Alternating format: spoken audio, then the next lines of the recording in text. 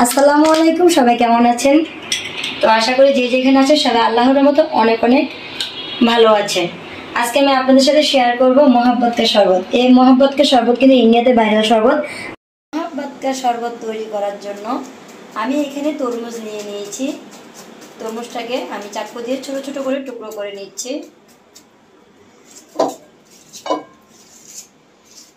আর এই শরবতটা কিন্তু ইন্ডিয়াতে ভাইরাল শরবত এবং কি আমাদের বাংলাদেশে এখন অনেক ভাইরাল।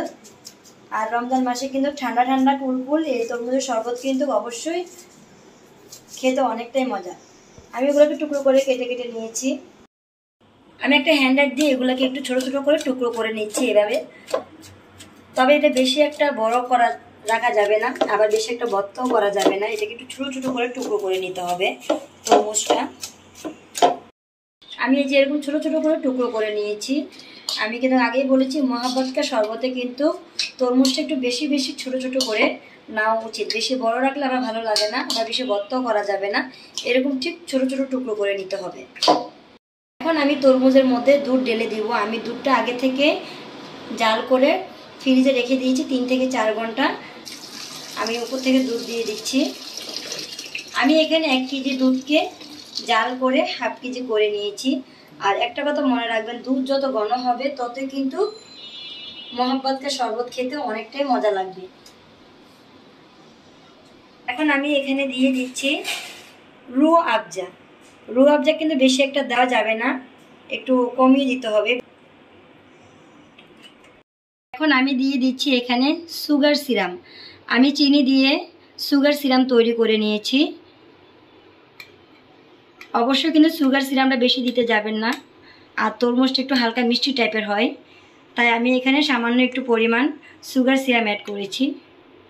ভালোভাবে এটাকে মিক্সড করে নিতে হবে। আর এই মোহাব্বত কা শরবত কিন্তু বেশিরভাগই ঠান্ডা ভালো লাগে। আপনি যত ঠান্ডা খাবেন তত ঠান্ডা ভালো লাগবে।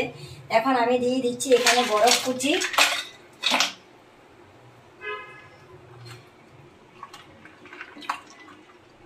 মোহাব্বত শরবত আমি তৈরি করে নিয়েছি। এখন আমি কিছু বরফ দিয়ে দিচ্ছি গ্লাসের ভিতরে।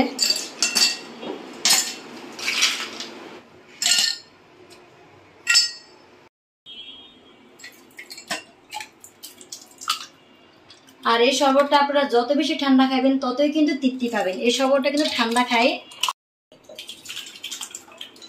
মোহাব্বত কা শরবত, মোহাব্বত কা শরবত। তো আমার রেসিপিটা আশা করি আপনাদের কাছে ভালো লাগবে।